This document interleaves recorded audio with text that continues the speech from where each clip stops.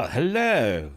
It is episode 237 ProSynth Network show live coming to you this Friday, the 18th of October. Hope you're well. Hope you have had a great week, whatever it is that you do. Just noticed that I've still got my name as Roberto there. We'll change that a little bit later, although it is the name that's on my birth certificate. Welcome, everyone. And it's another week, another slow news week this week, so there'll be lots of waffling, I think, this week. And I have to say straight off the bat, unfortunately, Mr. Spong will not be joining us today because Mr. Spong is not very well. So if you are watching, Kent, on your sofa or on your bed or wherever it is, maybe you're on the toilet, I don't know. We won't go there. But wherever you might be, I hope you're feeling better soon, mate, and take it easy. Get some rest.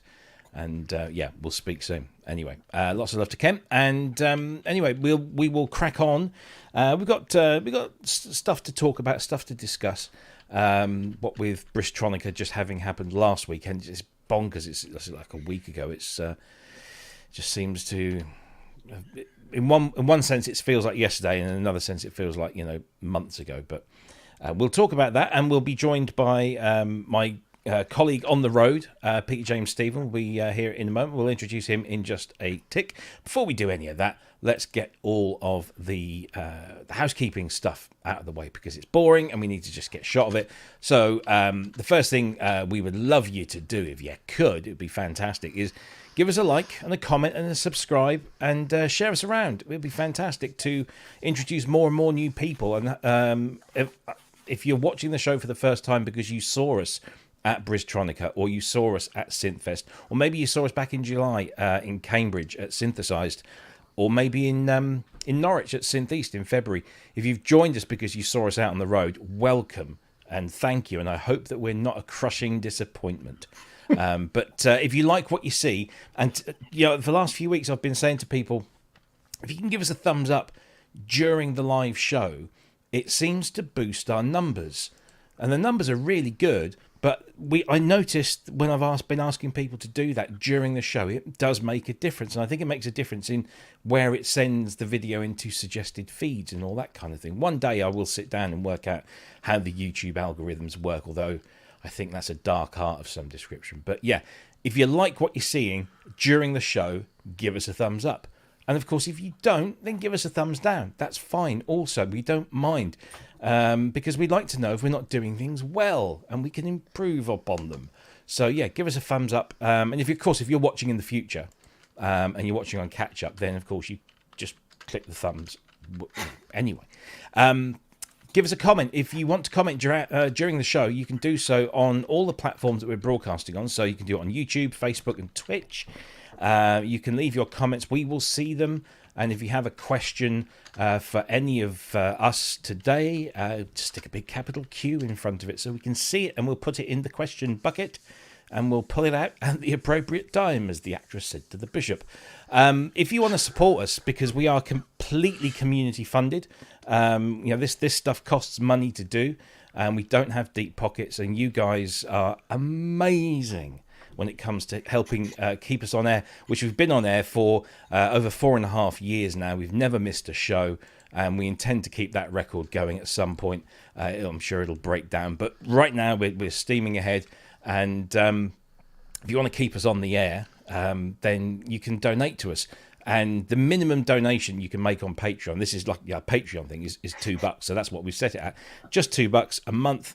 And what that will get you is access to a load of free stuff. So you'll get access to synth patches, exclusive video content, and other things besides. And I'll be telling you about something that's going to be going up on the Patreon page next week that will be exclusive for our Patreon and YouTube members as well, because you can also join us on YouTube as a channel member, again, for the measly sum of $2 a month. And all of that money goes into paying for the channel, paying for the licenses for the software, and to give you an idea, I'm not doing this for bleeding hearts or anything, but the cost of the system that we use has gone up by around 40% this year. So it ain't cheap, and but we can afford it. We have the funds, we have the technology to keep this thing going, and it's all because of you lovely people. So thank you very much for all of your donations in the past. And thanks for everything in the future. Everything gets plowed back into the channel and helps us to do the things that we do, such as the things that we're going to be talking about, such as going to Machine Bristronica. That helps us to fund those exercises. So thank you very much. That's that over with. We're all over the social media, but mostly on Facebook, because that's where old people go, and apparently that's what some of my kids tell me. But we're on YouTube, of course. That's probably where most of you are watching us from. Facebook, Twitch, Instagram, and Threads. We're also on TikTok. I don't know why I've kept that going. I really don't. But all the handles across all of those is at ProSynth Network. So if you use those platforms and you want to engage with us over there, just put at ProSynth Network and you'll find us on all those platforms. And give us a like and a follow and a subscribe on there as well, because that's fantastic if you could. While we're here, and we will be mentioning this organisation a little, probably be the first thing we talk about. But if you want to donate to the Bob Moog Foundation, because they really need your support right now, there's the contribute button, or the contribute link, should I say, to the Bob Moog Foundation, because they are trying to rebuild the Moogseum after the hurricane that tore through Asheville. Luckily, it wasn't wiped out. It was just some minor damage, but of course the footfall has dropped right off, and this is a really busy time for them. So if you want to do that, or you can be a member at the BMF, you can do that as well. So I promised Michelle that we would keep plugging that all the way through the raffle season, which of course we'll talk about in a little while. Excuse me. And they do have an online store. So if you'd like to get something in return for your money, you can go and buy stuff from the shop. There's mugs, T-shirts, all sorts of things, books, a veritable smorgasbord of goodies from the Moogseum is all there. So that's great. Thank you for that, and I thank you on behalf of Michelle and the BMF. Before we get into talking about that a little bit there, sorry. Yeah, okay. Sorry, I'm just reading notes. Thank you to our moderators in the chat. Andrew Brooks, Andy Synth Addict, and of course Ben from Musings. If you haven't, I'll give him I always give him a periodical plug. Musings is one of the best music technology websites because it gathers up all of those old magazines, and Ben scans them, OCRs them, so you can look at the actual pages, or you can look at the text that's been adapted. All the images get put in there. It's a fantastic resource. So if you're looking, to research some vintage gear, or look at reviews from many years gone by, it's a fantastic resource. So please do go and check out Musings and give them some support, because it's a fantastic website.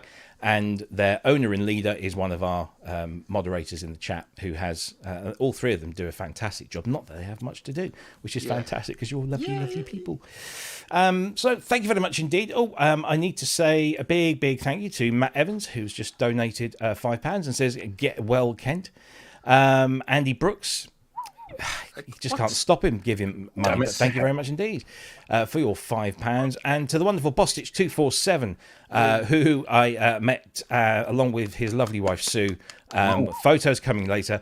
Thank you for your £5 donation. Something towards next year. And the cake. Bristronica. Oh yeah, and the cake. Yeah, we got not muffins.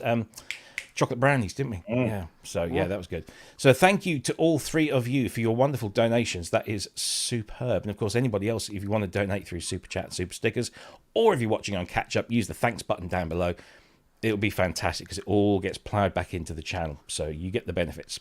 Right, so you've heard some voices in the background there. It's probably best to bring them in. First of all, he's regular as clockwork, or that's what his doctor tells me. It's Andrew Longhurst. Yay! Oh, How you no, I'm doing? not supposed to do that, am I? No. What do I look like? I look so bright. What's going on? I don't know. We can see you for a change. Yeah. Well, there we go. Let's leave me being seen. Yes. Poor buggers. How are you?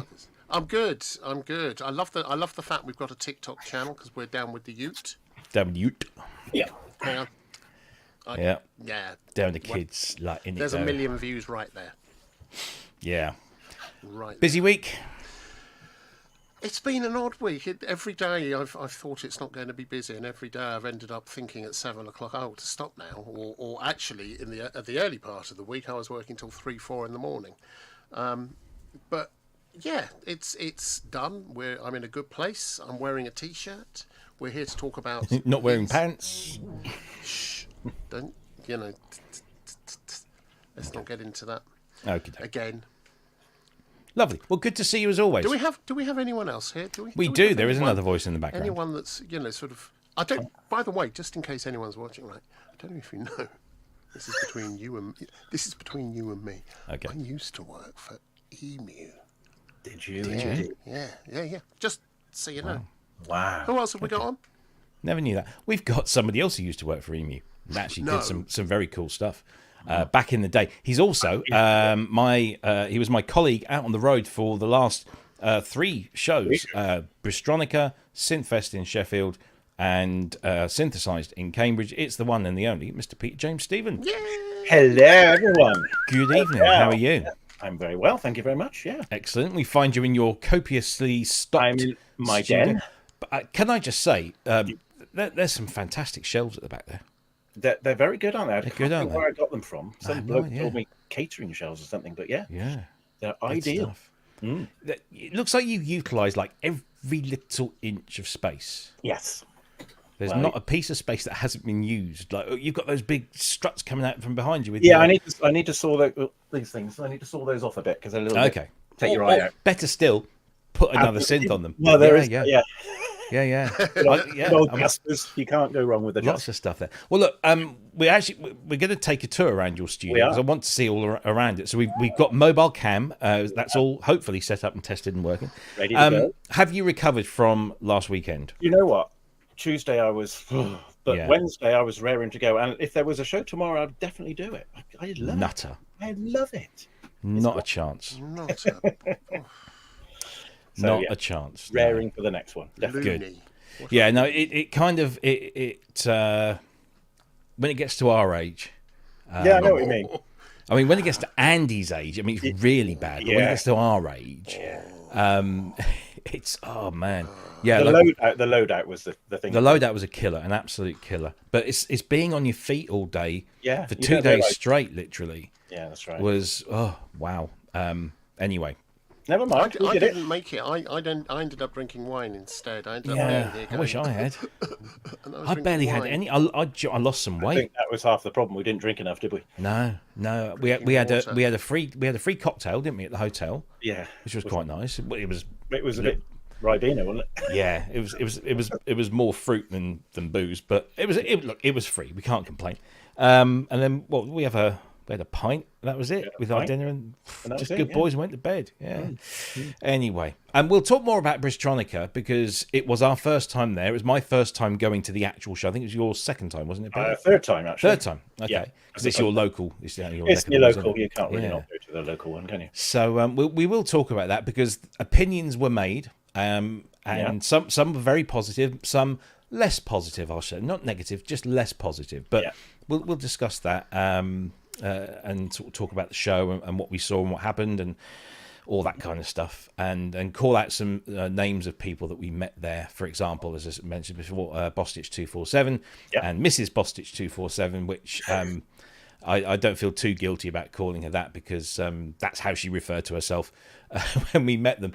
And there was plenty of all the regulars, Ian and Keith and Andy and Steve. And so it was good to see everyone. And Even Grace turned up, which is great. And Grace, yes. And of course, Andy and Grace, they played at the after show on the Saturday night, which unfortunately I was just bit late for us, too wasn't tired. Yeah, I was tucked up in my I'd love to have bed. got there for that.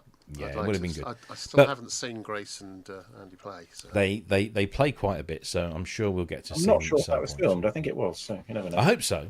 Filmed. Yes. Film. Anyway, so there's not a huge amount of news this week. We've got a few sort of new products or updates to come through, and so we'll be waffling a lot. I'll apologise for that ahead of time, but hopefully it'll be interesting waffle.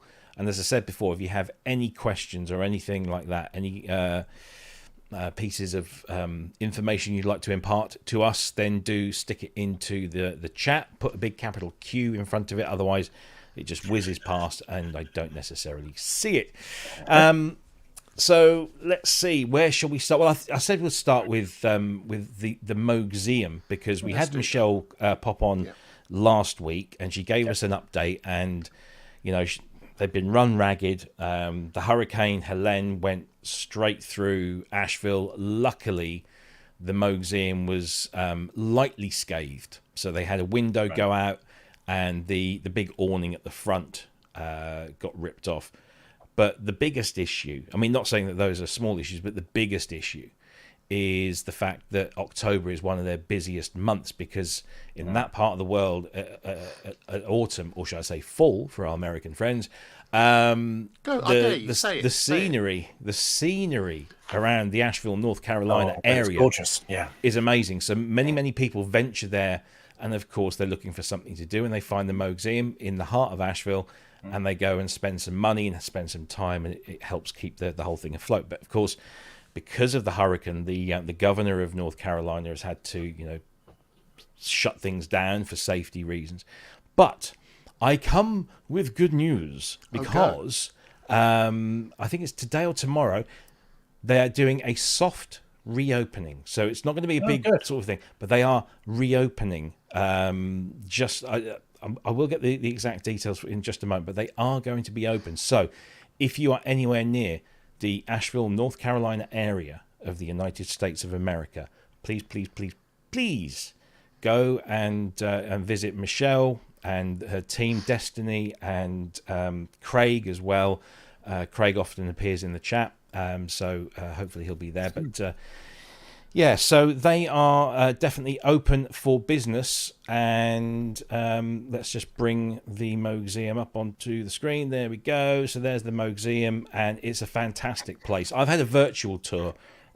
Michelle walked around the place and showed me everything, and it really made me just want to go and be there. You can play with stuff. There's all sorts of interactive elements. So yes, please do go and support them if you can.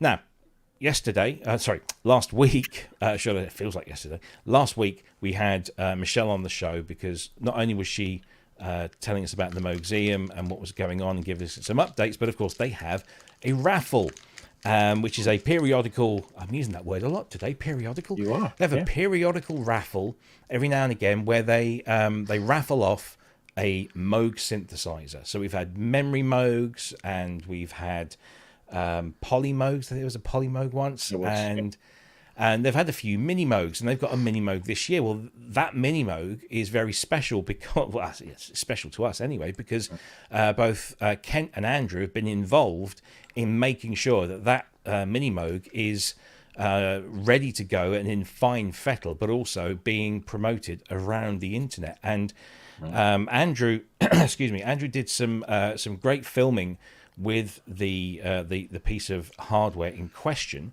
and we might as well play you a little bit of the latest video. So we did the first video last week, where Andrew just kind of gave us the whole salesman spiel to get the ball rolling. Well, this week we have what the kids call the no talking demo. You've seen those demos, yeah. You go onto YouTube, and it's like this demo, no talking. So yeah, we're down with the kids. We did a no talking video, or should I say, Andrew did a no talking video. Good job. Yeah. And, which is really unusual. Yeah, exactly. And it looks a little bit like this.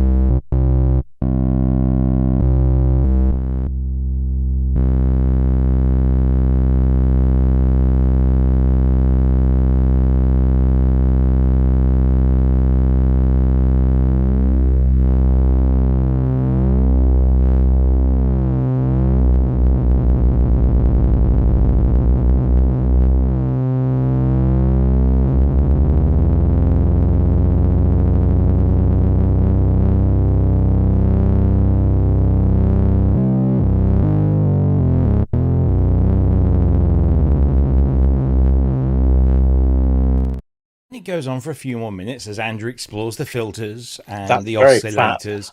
It does. I mean, it does sound, fat. Can I just say? Not you, Andrew. I meant the Moog. Well, no, me as well, obviously. Well, yeah. But Lovely manicure, by the way. It challenged me in the fatness stakes, and I've said this in last week's show, but I've owned mini Moogs, in the past, and I've used them a lot.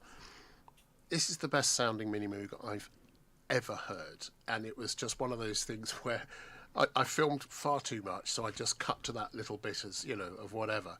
But it's a stunning machine. It sounds. Did you see when I went round to the Yeah. It's actually Kent's got that lining up, so it really, he's Calibrated within an inch of its life, isn't it? He's just astonishingly good at this, and the filter absolutely screams. So yeah, it's a wonderful thing. Yeah. It's a really wonderful thing. And you can win that. That's the thing. This is the beauty of this project, is that you can win that just by buying a raffle ticket. A single raffle ticket is 20 of your Great British pounds. It's 25 of your amazing US dollars. And whatever currency it might be. In fact, when you go onto the website to buy your ticket, the page will default to your home currency. So you get you see exactly what you're spending.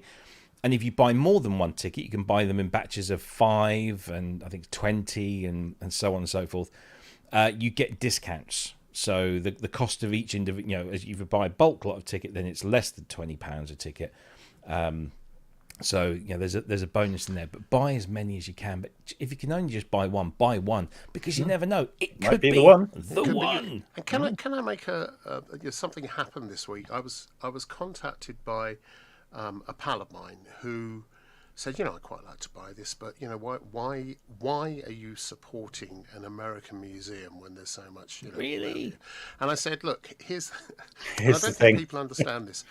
They have aside from all of the historical significance, which is important, what's really, really key with this is they have an enormous number of educational resources, and we all know, well, I hope we all know, that anyone getting to know the signal flow in analog synthesis with something like a Moog or a 2600 or whatever, but anyone doing that, it sets them up for workflows in all sorts of other areas. It's a really important step, and it's a really genuinely life-changing step.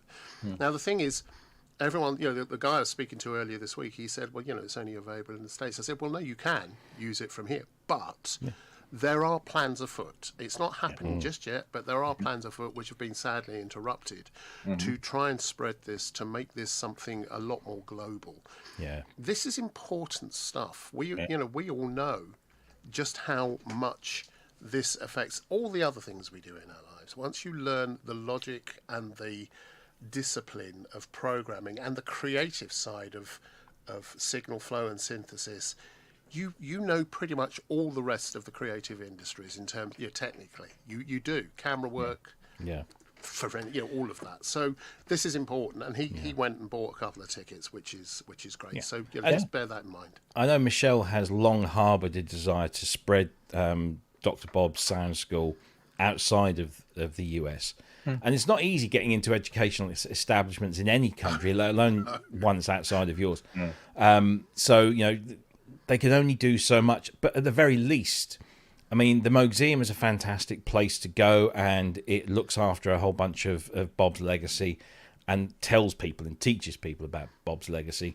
But also the archive, the stuff that Michelle doesn't put on display in the Moogseum is huge and ridiculously significant and important, and it must never be lost, and it must be preserved for every generation to come. Imagine if the Gutenberg press had never been seen, if that just disappeared. It's our history, and it's very, very absolutely important. So we must wherever we can support them. And if you can't afford a ticket, look, that's cool. But you can actually go to the Bob Moog Foundation website and leave a tip of just $1. And trust me, every dollar matters. So if you want to support and you just all you can afford is $1, that's fine. They will not turn that away. So please do give them loads of support. We try our very best. And if you are a Patreon member or a YouTube channel member, there will be a special third video that you will get exclusive viewing access to. And then everyone else will get it after the raffle is finished. So we'll show that later. But if you have signed up and are supporting us, then we will give you a special little treat ahead of everyone else to watch the third and final chapter of Andrew's trilogy, his mini Moog trilogy. Oh, Wow. Yes, we're sending it to the Academy for their consideration. Next I year. can see Peter's getting moist around the Yeah, cusp. yeah. I'm Yes, just he's thinking, are you going to be wearing fancy dress or what? I What's- know, what's yeah. the- Thong, just a thong. Just the. Just a dicky bow. Well, a dickie. Oh, yeah. Just sorry. Just been sick of my mouth. So there you go. That's the Bob Moog Foundation. The Moogseum is being reopened very, very soon. So please, if you are anywhere near 56 Broadway Street in Asheville, North Carolina, Gotta go. Even if you're Did not I say getting your Nashville? I car, said Asheville. I can't Drive, remember. get Yeah, there. exactly. Go there. Yeah. Yeah, indeed. Right. Okay. So that's our plug for the BMF done. And we will continue to do so as we always do. Other fantastic organisations are available, such as the wonderful Dina Perlman's Alan R. Perlman Foundation. Somebody mentioned in the chat there should be an EMS.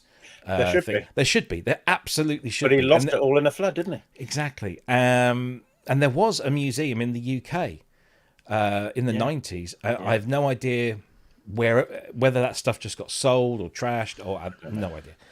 That down sort of on the bank of the Thames somewhere. I can't remember Somewhere in now. Putney. Yeah. Yeah, I thought it was. Oh, that's the EMS was. EMS was Putney, wasn't it? Yeah. But I thought the museum was think the yeah. Oh, the north synthesizer side. museum. I can't remember what it was. Yeah. I remember seeing the video, the infamous video where Bob, opened the place. But yeah, that would be great. Anyway, that's that. So let's see. What should we do next? I Dance? think let's very quickly. We'll just mention this. So remember, a couple of weeks, 2 weeks ago, we were in Sheffield. We were. And we were about to witness this amazing machine, which has been called the Analog Solutions TC500. There it is in all of its 5,000. glory. Sorry, yeah, TC5000. Thank you. So there it is in all of its glory. It was up at the show. It was operating. It was blowing people's minds, and it was opening Ty Unwin's wallet.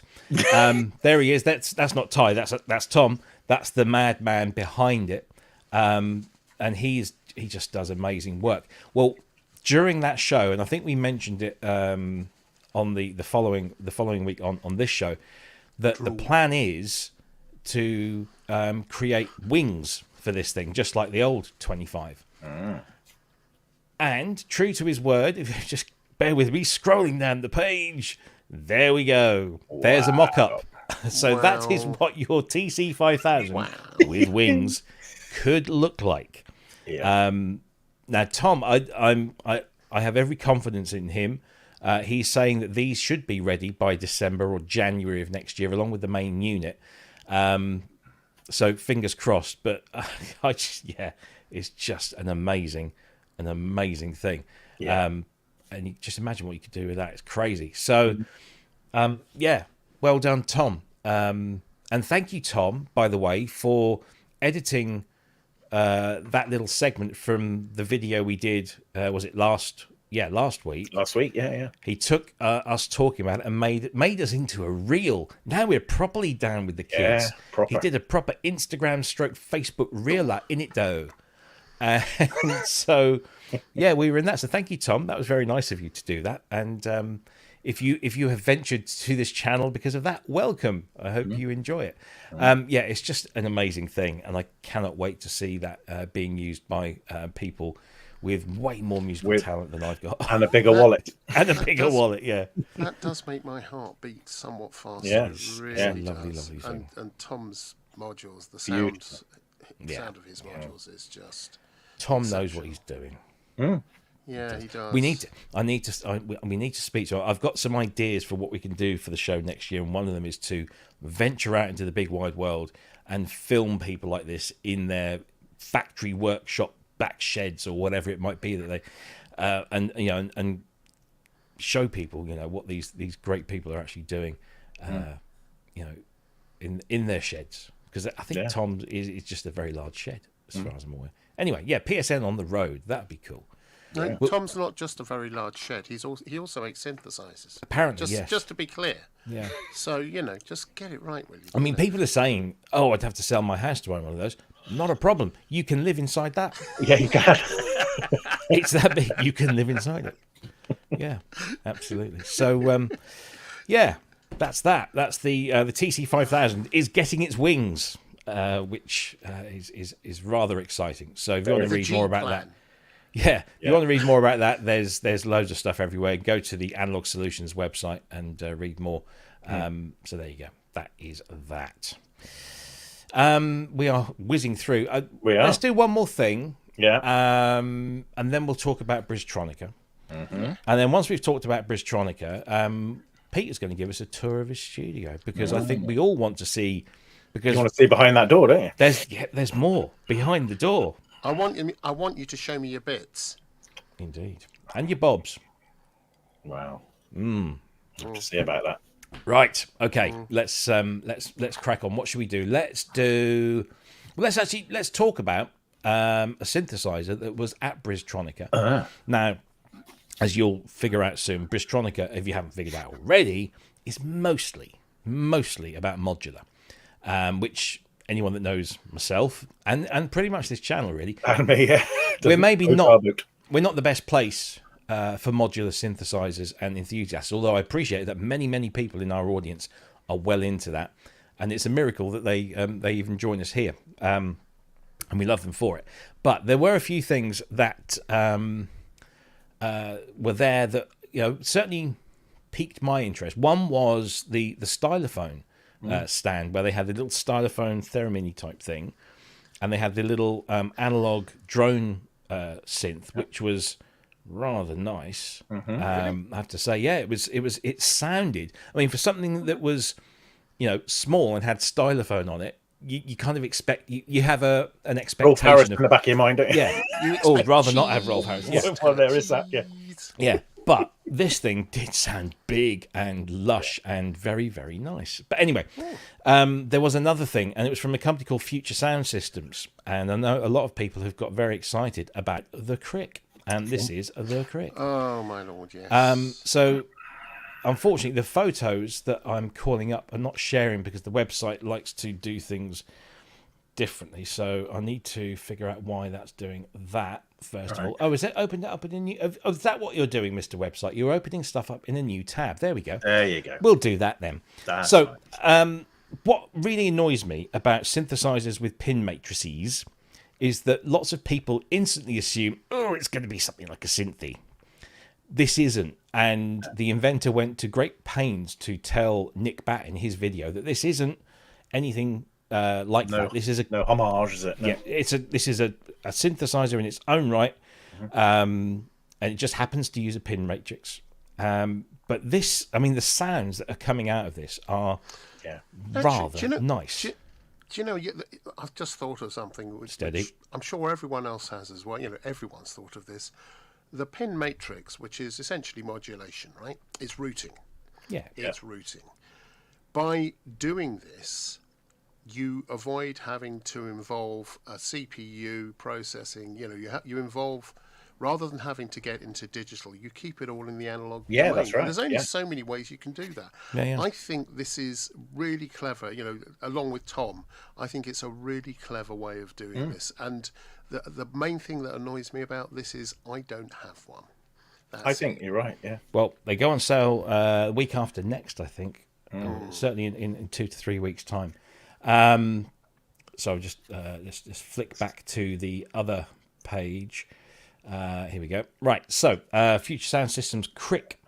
Let's see if we can have a listen to this, because this unfortunately there are no videos other than videos that other channels took, and I didn't have time to ask Nick if I could show his video. I'm sure he would have said yes. We should get in touch with him because it's not far from it. I could go up and film it. Yeah. Are you hearing this? Oh yeah. Yeah. And this is all the Crick.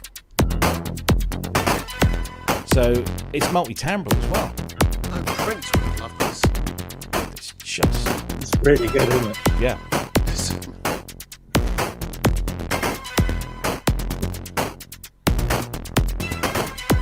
a listen to another one.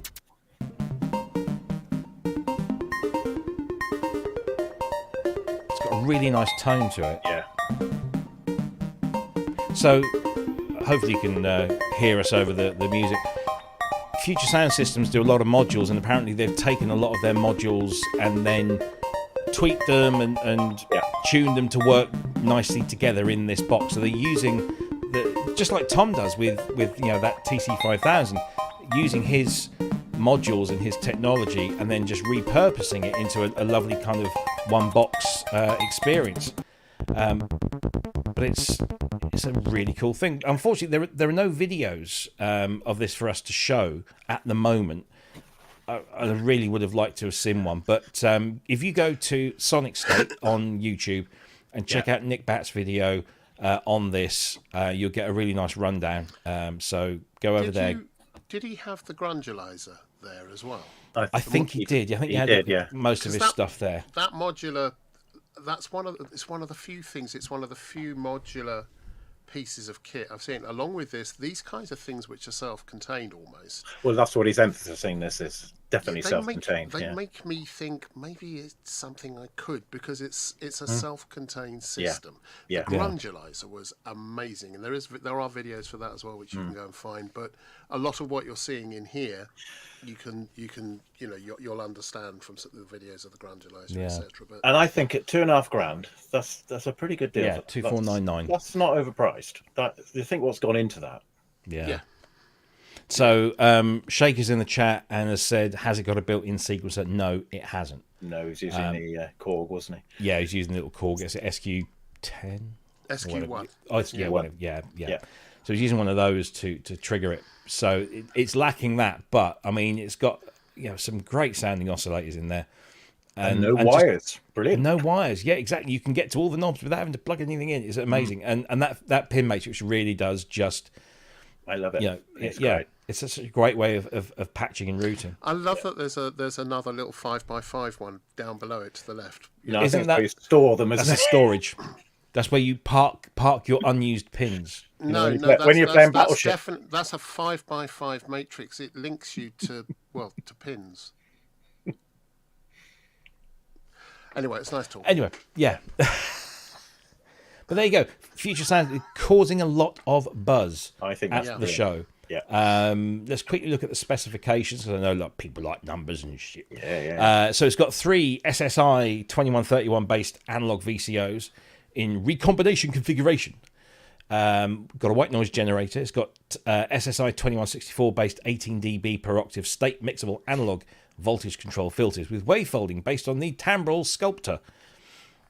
It's got an SSI 2164 based VCA present in DNA oscillators, filter section, and as a standalone VCA. Sample and hold modulation plus 4 cyclical function generators offering AD and ASD envelope configurations, cycle mode, and slope and pulse sources. Routing 24 source times 32 destination active pin matrix, which I think somebody said is 768 pins that you could have going. Yeah. And then the control. Yeah, exactly. 4 DC coupled inputs and outputs for multi-channel audio and CV use. Microphone preamp, headphone amplifier, and output 1. Oh, it's got a mic preamp. Yeah. Wow. It's a brilliant bit of kit. I love it. I really love it. Very nice. Yeah, I do. I wish I had 2,500 for it, but I love it. I do like the look. I like self-contained. It's a really good thing. From Bristol. Proper Bristol. Bristol. Yeah. Bristol. Yeah. So there you go. Future Sound Systems Crick will be available from the 7th of November for $2,499 of your Great British Pounds. Would anyone in the chat like us to take a quick trip up to Bristol just to look at this and film it? If we can get permission to go up and do some filming, go for it. If I'll you'd be up like for us that. to say so. Hi, Kent. Kent's in the chat. Kent's in the Hope chat. you're Hello. feeling Morning, darlings. Hope you're feeling better, mate. Yeah. Hope you're feeling better. So there you go. No, I like smells. it. Definitely. Probably the only bit of hardware this week that has tickled my fancy. But that was at Machine Bristronica, and unfortunately I didn't get to spend any time there because we were busy. We had our own stand and stuff. So why don't we just let's reminisce? Let's reminisce About Machina Bristronica. So for those that don't know, Machina Bristronica is a show that's been happening in Bristol, which is in the southwest of the UK, just off the M4, and has been going now for a few years. This is his third or fourth? This is their third. Second in this place, and they had a marble factory the first time. That's it, yeah. So Bristronica is, as it says there, a festival of knobs, buttons, and discussions, and it's a really cool event. It happens over 2 days in a place called Document, which used to be a document warehouse for the British government back in the day. So it's just now a very large open space with some rooms around the edges. And in the main hall, you have, as you can see here, lots of stalls and stands. There's a DIY area where you can get into like soldering your own modules and stuff. There's outside facilities for food and drink. There's also a stage outside where DivKid was doing a whole bunch of talks and interviews. There's internal stages where you've got performers and other discussions going on across both days in on various topics, should I say. And of course, there was a big after show as well, where our very own Andy Brooks and Grace Griffin kicked off proceedings at around 10:30 at night, by which time I was safely tucked up in bed. But it's a really all-round sort of synthesizer festival, I suppose. I heard a lot of people, and still hear a lot of people, talking about Bristronica as kind of like the UK's answer to Superbooth. And I can see where they're coming from, although I don't fully 100% sort of agree. But it does have more of a Superbooth vibe about it. It's got a festival vibe, hasn't it? Yeah. It has more of that vibe about it than, say, Synth Fest, which is just like a one-on, full-on, in a building. It's all about, the stalls and the stands and the manufacturers and the developers and that. Whereas this was about music and discussion and meeting people and just generally having a lovely time. Were there a lot of people coming through? Oh yeah, it was very busy. Yeah, I don't know exact numbers, but it was really, really very, very busy. So the way that the hall is laid out is you've got this main space, and sort of down one side you've got these big black curtains that create small areas where manufacturers set their tables up against the curtains and they're sort of facing you. So you can kind of zigzag through that. And we were placed, quite fittingly, right at the back, right down the bottom, the last place that people would go. The quiet area, but it didn't. But yes, it was it off had the its beaten track, advantages. though, wasn't it? Yeah, it was a little bit off the beaten track, and people did have to kind of search for us. But that's okay. We have to say a massive, massive thank you to Marco and his team for giving us the opportunity. You think we discussed the emulator thing, a year ago? Yeah.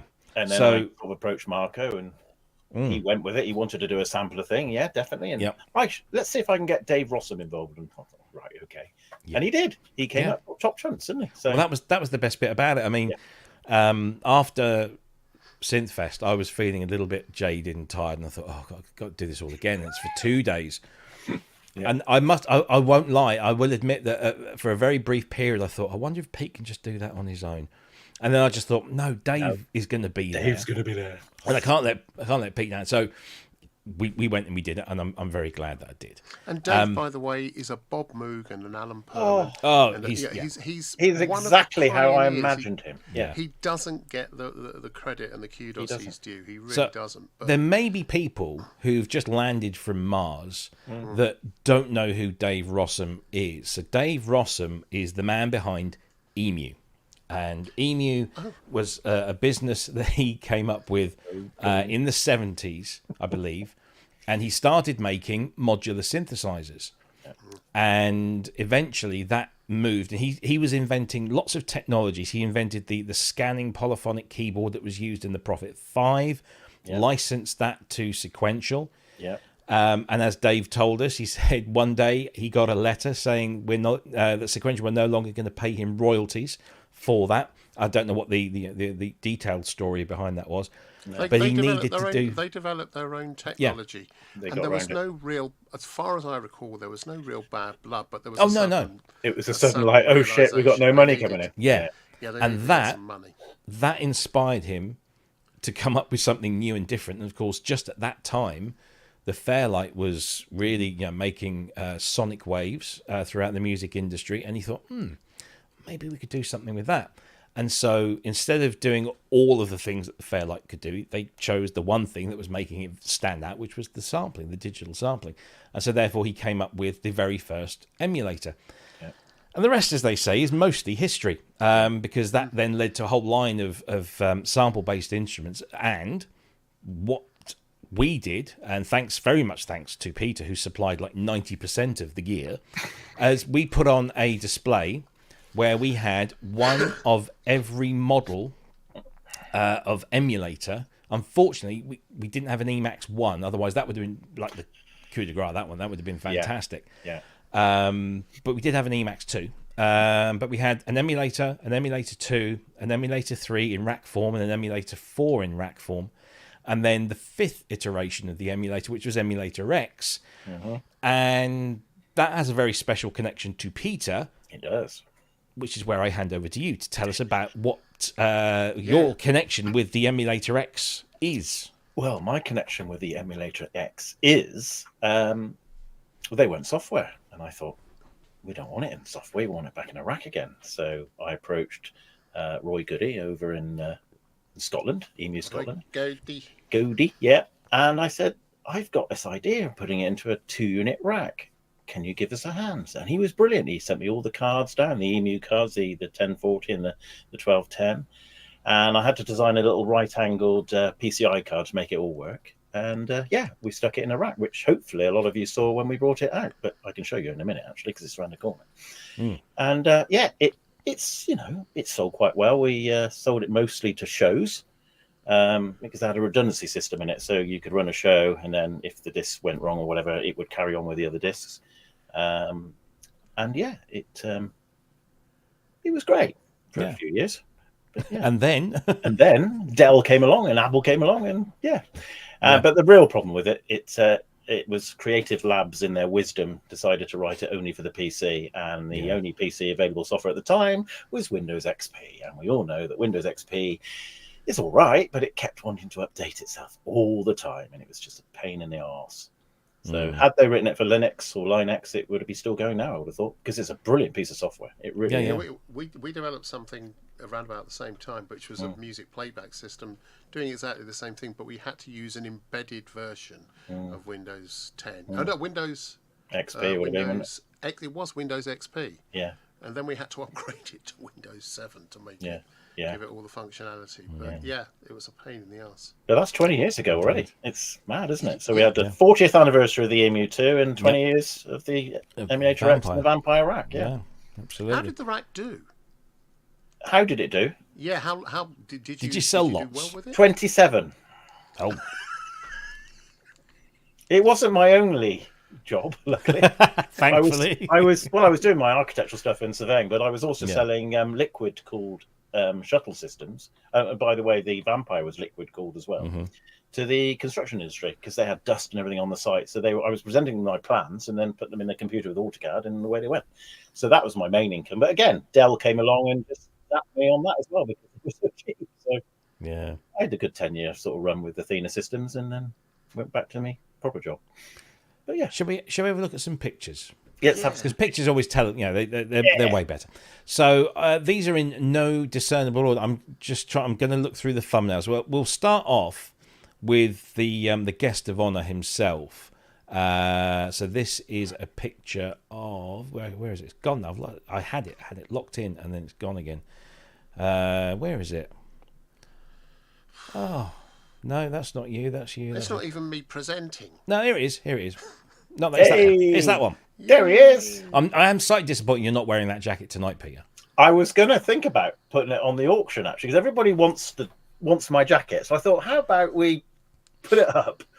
Whoever pays the most money for it, we'll give it to Michelle. Absolutely. Just a thought. Oh, that's a cracking idea. Yeah. So give him a couple of weeks, and then let's see what the bids come in, and then because I'm not going to wear it again. And there's me actually with Dave, like 2 minutes after that picture, and I've actually got my eyes open. Yeah, we have. I have. And like Mr. Phil Oakey last week. Indeed, yeah. Well, I was starstruck. That's what it is. This is me on the Saturday with the legend that is Norm Leet. If you don't know who Norm Leet is, you ought to, because he's a bit of a genius. He knows his way around a Mellotron and a Fairlight and pretty much any other synthesizer you can think of. He maintained my that keyboard, the EMU dance keyboard. He maintained that for years. Yeah, he's a lovely man. Recognise the man in the green shirt. Only Alex Ball. He spent some time with us. He did on the stand, which was very, very cool. He's looking very lovingly at that P2500. I know. Adrian Utley of Portishead. My mate Adrian, yeah. Who spent a lot of time. In fact, he kept coming back to see that thing, the Emulator 2, which is currently on loan here. And he kept saying, I always wanted one of those. And every time I keep going. And then he'd walk away again. And like on the third or the fourth occasion that he came back and was looking lovingly at the Emulator 2, I said, for somebody who doesn't want an Emulator 2, you're spending an awful lot of time here. But we're quite happy to host you. And we had a lovely long chat. I think both of us, we had a really nice chat with him. And he's got my card, and I've invited him on the show, and he was quite positive. So we might get Adrian on the show, but he is such a lovely, lovely, lovely bloke. Who else did we see there? Of course, the wonderful Grace Griffin. There she is. And she was, Andrew kept coming back saying, she's about to part with money and do stuff. So he's going to have to rescue her. Jason Jervis was there. This is about the best picture I'd got. Jason with his crew. His crew were great. He on camera and his boy as well, who looked, shall I say, decidedly unimpressed by the whole thing. But Jason was his typical vivacious and chatty self, which was brilliant. And Jason will be coming on the show soon as well. Cool. But he did some stuff and interviewed Peter on there as well. We mustn't forget, of course, this is Bostitch 247. Yay. There he is, playing with his stylophone theremin type thingy. And of course, he brought the lovely better half of the couple, the lovely Sue, who brought us coffee and chocolate brownies and wanted her picture taken with me. And there it is. And it just made my day that somebody actually wanted their picture taken with me. So there we go. Thank you. And if Sue and Matt are watching, hello, and thank you for the coffee and the brownies. It was absolutely lovely. Most who else have we got here? This is both of us with Grace. She gets everywhere, that one. Dave talking to Pete, and that was on Saturday, I believe. It's just little stories that Dave would come out with. Gems. Everyone. He was just leaning on the Emulator 1 and saying, this case, we love the case from the Apple II, so we got the same boys to design it for us. I'm thinking, I suddenly realised they were just down the road from Apple when it was all starting. It's just talking amazing. Of the Emulator 1. His eyes lit up when I did this. You can see Peter's fingers there, just weighting the base of that down, because as soon as you lift that thing up, it gets very top heavy. But as soon as we opened that up, he was like, and then he comes around the side and he starts telling all of these stories about the designs of the boards and how he got a Z80 processor in there. But then down here in this bottom right-hand corner, there's a bunch of AMD chips. But those AMD chips wouldn't talk to the Z80 nicely. So he then had to create another component out of other chips to make sure that they could talk properly. And he was just full of amazing stories. What else have we got? Here's the stand just after we set up, so it was nice and empty. So you can see we actually had quite a big display going on there. So if anybody's interested, we had an emulator, an Emacs 2, and then Sonic Mirage. We had the Emulator 2. We had the Proteus keyboard. Not very many of those around. And then over where Peter is standing, there was a couple of racks. So we had the E3, the E4. There was an ESI 32 in there, I believe. The Proteus 2500. There's an Oberheim DPX1. Have I missed anything? E5000. E5000, and of course the Vampire. And the Prophet 2000. And the Prophet 2002. Then you also brought a drumulator. Now I'm sure I've got a picture of the drumulator. Somebody scribbled. So there was this individual going around tagging all of the stuff. I'm sure I uploaded a bit of it. We did catch him in the act. There he is. There he is. Bloody graffiti artist. I know, all over. And he just kept coming along and he just kept signing everything. Yeah. And there is that's the Proteus keyboard.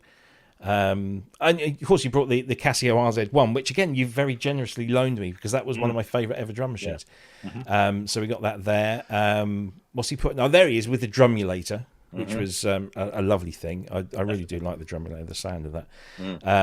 Signing the E3. E3. I bought 2 E3s in here. Look at the modules from and then his modules as well. And then Tony Ride as well, who was there. Who Tony's built this kind of replica of the Audigy modules. There's my signed Emax 2, which is now safely stored back on the shelf. There was a cat near it earlier on today. I got a little bit upset about. Let's see, what else have we got here? What's that one? Oh, that's Dave coming from that angle. Look at the grin on that. I know, he loved it. Steve Sims, that's Xorb there on the right. He took a picture there. I pretty much think that's most of the interesting pictures that we had. There are more. I did throw a whole bunch of them up somewhere online. That's more. And they did survive the cobbles waggo. Yeah, they did survive. So that's another thing. Yeah. So the venue, the load-in area at the load back in was all right, but loading out was loading wasn't too bad because we could actually get quite close to the entrance. But loading out, everybody was trying to get out at the same time, and the street. James Street that runs at the back of the venue has got an adverse camber and also is cobbled. An old Bristol street. Yeah. Proper old cobbled street. So luckily I got my trolley with my pneumatic tyres and it was just gliding across. Pete unfortunately had his rack units with the little casters on. It was just so thankfully everything survived. We nearly lost coming on the top, didn't we? But we called it. Yeah. Thing is, Bristronica, there's been a lot of talk about it. It doesn't have the keyboards, the keyboard section, or as many keyboards. It did last year. That's what's really strange. But I think it's too close to the other show. Too close to Do you think that's what it is? Yeah, definitely. It needs to be in September. It's really good that there is somewhere for modular enthusiasts because I mean, how many modules are there out there now? 16,000, something like that. Different modules. Yeah. So and it's become a really big thing. So I hope that there are next year there's more keyboards there. But it's a good thing to have. That would be my only advice. Move the show to a different date. Yeah. So stick it in September. Yeah, nice and warm. A month away from the other ones. I mean, like with Pete and I, obviously Pete lives quite local to Bristronica. For me, it's a cross country trek. Not an awful one, because it's all motorways. But it's still a bit of a trek. And it's just me and Pete and our cars with the gear loaded in.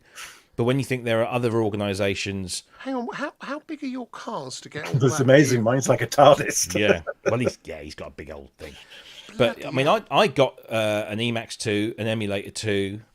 all the stands, an Emulator 1, so three of the biggest sampling keyboards you could imagine, plus all the stands, and that's for that trolley of yours, and the trolleys. I mean, the trolley takes up more space than anything else. I had to stop halfway home because when we were putting the trolley in, so I had to put it in the actual plate, the right angle plate doesn't fold, so we had to kind of squeeze it in, and I remember seeing it rub against the lining of my roof in the car, and I thought, "Oh God, have I shredded that?" I had to because I was just stressing about it, so I had to stop, and it was pitch black. I got the torch out, and I'm like, "No, thankfully, it was all okay." But yeah, it's so let's talk about Bristronica as an event. Right. It is very modular. As in it supports, and as it should do, it supports the modular scene very, very well because it's organised by Elevator Sound, and Elevator Sound are a modular retailer. So it's going to have a real focus on that. And I came away thinking, look, Bristronica might not be for me, and I might not be for Bristronica. It's kind of a mutual thing. I don't really have any interest in modular synthesis, and so a lot of that stuff just passed me by, and I wasn't really very interested. And the stuff that I was interested in, I'd probably seen last week or the week before at Synthfest. But it's a really well organised, and sometimes a little overtly organised, because they were very strict on the doors. Poor old Nick Bat and MIDI era Chris were struggling to get in on the Saturday morning. So we had to go and grease some wheels for some reason. I don't know why their tickets weren't going through. But it's a really well-organised event. And for those of you, and I know there are a lot of you that are really into the modular scene, I imagine this is heaven for somebody like that. Whereas for us, there weren't many other keyboards actually, apart from the ones that were on the Focusrite stand and the Source Distribution, who were doing ASM and Arturia.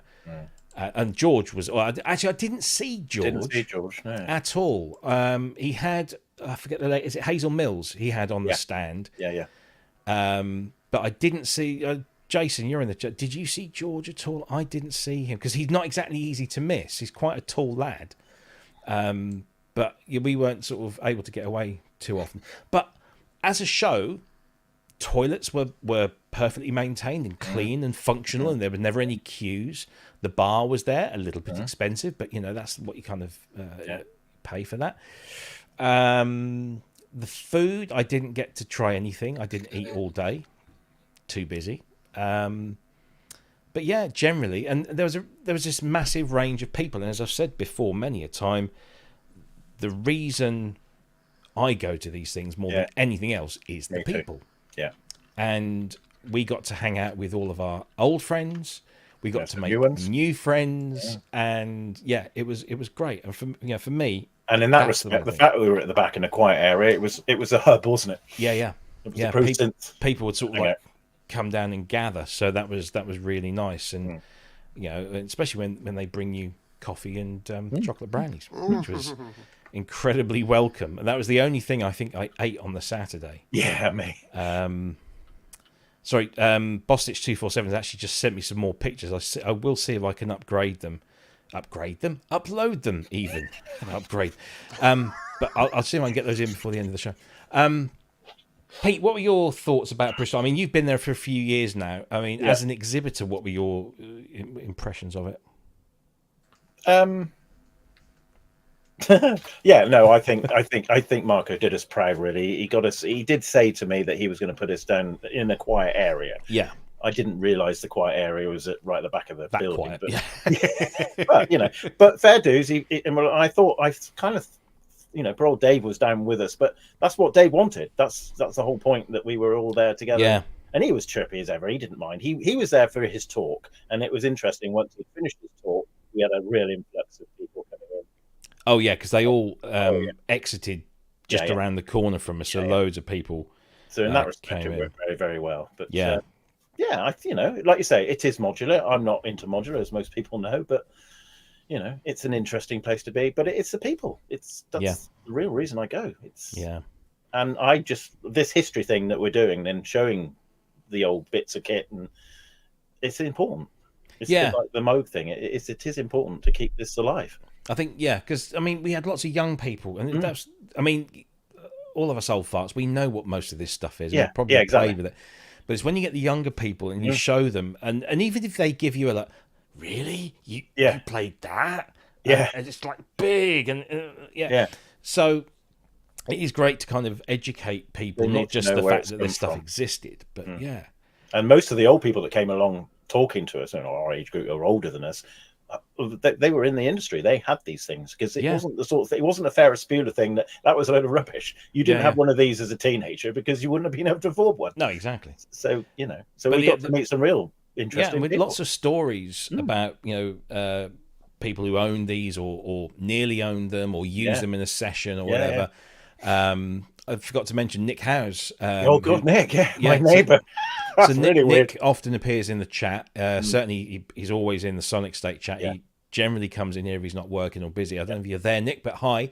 We got to meet Nick. I mean, again, that's a name that I've known in the chats for years. And now we got to actually say hi and shake hands and chat and talk about all this kind of stuff. So that's really, really good. And then he was telling us stories, because Nick's a bit of a journeyman when it comes to music tech. Worked with Ultravox and things, didn't he? In the Roadie and things, And then you get people like Adrian come along and they're telling you stuff, and then of course Dave is recounting all sorts of stories. It was just a really cool thing.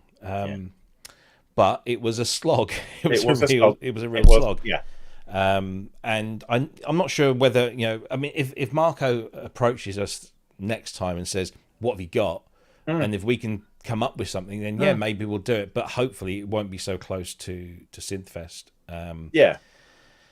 So we shall see. But We shall see. Definitely. Yeah, it was good. Now, if you want to know somebody else's opinion on this, our dear friend Ian J. Cole, who was there for the Saturday. He was going to come both days. But He was going to come, but yeah, and the reasons are kind of explained in his very good videos. If you find Ian J. Cole on YouTube, he's done like a review of, you know, the event, and he did 5 pros and 5 cons, and I think it was very fair in his opinion about, you know, the things that were good about Bristronica and the things that maybe weren't so good. And each event is, you know, is different in its own way. You know, Synthfest is not Bristronica, as Bristronica isn't synthesized, and synthesized isn't Syntheast. They've all got they're their all own, different. Yeah. They're all different. Yeah, and they're in different locations with, you know, you have different sets of people. Although you mostly will have this kind of hardcore group of us that tend to sort of go around to all of them. Yeah. And I was going to say, the thing is for me in recent years is that having been to Super Booth on more than one occasion now, you kind of get spoiled. You are very spoiled with that. Yeah. Because Super Booth is so impressive as an event. Yeah. That everything else that pales into not into insignificance, but it pales by comparison. Yeah.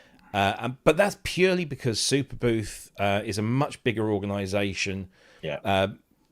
Headed up by an absolute genius of a guy who was very forward thinking when it came to, you know, of course, COVID, because it started in Funkhouse, which is, you know, just an internal building. And then he took it to Fez and opened it out when, you know, COVID happened, and the people, once people were actually able to get, you know, back into sort of places, he said, look, we'll put it outside as well, because that helps with, you know, air movement, all that. And it was just like, that was the magic thing by doing that. And so now it's like, I would say 70% of Super Booth is out in the open, which is brilliant. And so for the last couple of years, the weather's been perfect, but of course that could change at any time. But it's a brilliant thing. And like everything else kind of, that's the high benchmark is Super Booth. So whenever I go to any of these other events, all the events that I used to go to that I thought were brilliant are still great. Yeah. They're not Super Booth. They're not in Berlin, which is unfair, I guess. But it is what it is.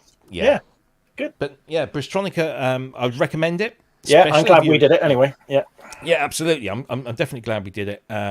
If you're into your modular, absolutely, this is, you know, it's probably the best place to go. If you can get, and it really is, it's pretty easy to get to, as far as, you know, because Bristol is right on the end of the M4. No, it's not on the end of the M4, but it's right bang on the M4, and you just take a left onto the M32, and you go down that like a couple of miles or so. Round the corner, you're there. So it's really easy to get to. There's a massive, great multi-story car park, not 10 minutes walk away. There's a hotel the other side of the road. Quid. Yeah. Oh, Yeah, that was very expensive. You know, but yeah. So, and the ticket prices for Bristronica were quite expensive by comparison, but it's a smaller organisation putting it on, so I'm imagining the costs are going to be quite high. I don't know what they were charging, you know, exhibitors and all that kind of stuff. I'm not sure. Anywhere in the centre of Bristol costs a lot to put something on. Yeah, the centre of anywhere, really, I suppose. Can I ask you a question? You may have been wondering why I've been shuffling around. I'm getting a buzz in my left ear. Are you hearing that? A little bit, yeah. Hang on a minute. If I mute it, hang on. It's you. Yeah. Yeah, I can't work out where it's going. So I was just looking for it. It's not terribly offensive. We'll okay. If we talk, I'll dig that out. I'm not sure what it is. It sounds like a ground thing. Ground Peter, I was going to ask you something because we're about to come to you. Oh, okay. And you were, I know, because you were talking about the vampire. Yes. What I don't know is how you've got this wonderful collection, and you're going to take us through it, surely. Yes. How did you actually get into all of this? Good question. I've no idea. I think it's in the blood. I'm adopted. And had a lovely childhood. Never even really looked into knowing who I was and all the rest of it. But got married to Sarah, and she's like, "No, you need to know," meaning she needs to know. So we did a full thing, and found out that my mother, who unfortunately died 3 years before we found her, was the mezzo soprano Kay Sutton, and she was a concert pianist, and she toured the whole of the country. Wow! So we missed out on her, but we did actually find her twin brother, my uncle Eric. And he's a clockmaker, so you've probably seen on the pub I've been showing lots of clocks. And he luckily had, when my mother died, he went and cleaned her flat out and all the rest of it. So he had all her bits and bobs. So I've now got the bits and bobs. But I think it's in my blood, the music, because my adopted parents, are, not musical at all. I had an older brother that got me into, Japan and Duran, long before anybody at my age group sort of did. So that's, and I sort of started doing this in 1985, and I've never got rid of anything, as you can see. You've never stopped. No, exactly. No. Well, what was that? Just out of interest, what was the first? The first what? Keyboard? Synth. Yeah. My first ever synth. This will break everyone's heart. Breaks me every time I say it. I bought it from my school. It was an EMS Synthy AKS with DK1 keyboard. I was 15 years old, and it cost me £50. I know. I took it home and I thought, I don't like this, it's boring. So I swapped it at Duxon and Pinker in Bath for an Elka Soloist 505. Oh, wow. So, yes, we've all done these things. But... We have.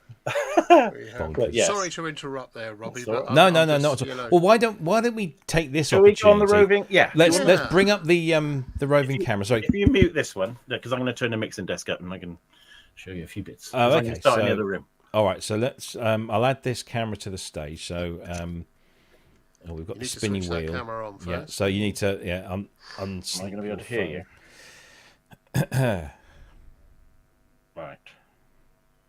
So go into landscape, and I'll mute this one. Can you hear me on here? Landscape. Yeah. Because I can't hear you. Landscape, Peter. You can't see me. So. No. We tested this before and it was all working absolutely fine. Why can't I hear you on here? I don't know. Landscape. That's it. Go like that. Yeah. Right. Well done.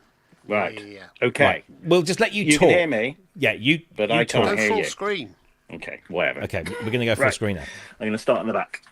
Oh, sorry, that's the wrong one. I'm going to start in the back. Right, here we go. Wow. Right. As far does it go? This is the office, the workplace. Okay.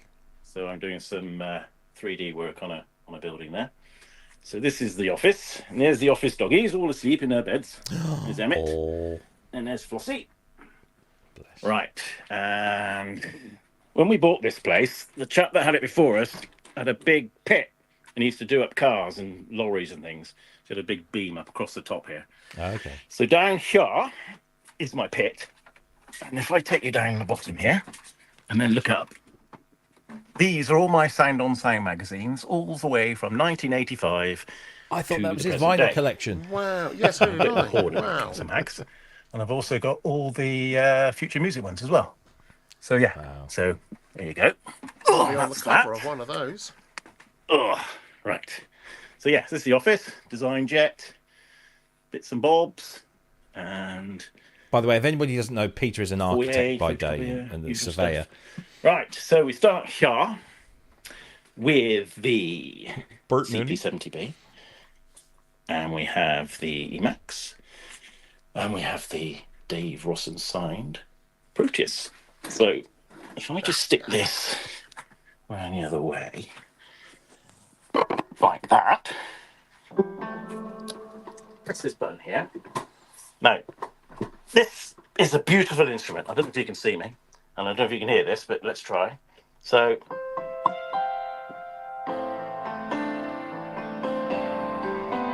see, lovely, lovely sound. But if you press this button on the blue sky, it turns into Simple Minds. But I won't play Simple Minds because we get a copyright strike. So.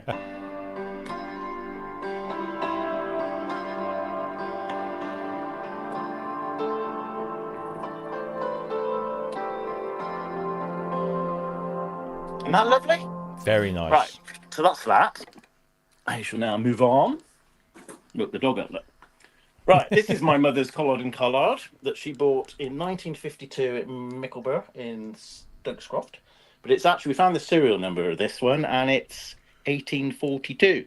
But it's a beautiful, beautiful instrument. Another emulator.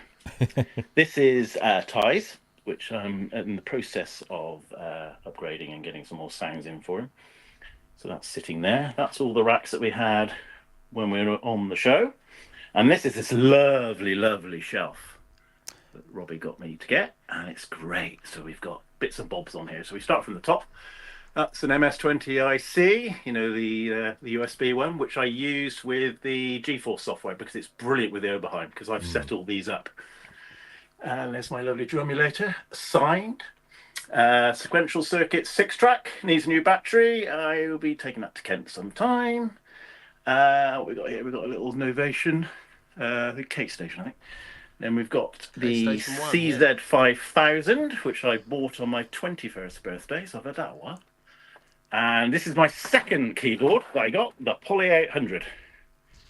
Bought that when I was 16. Great bit of kit.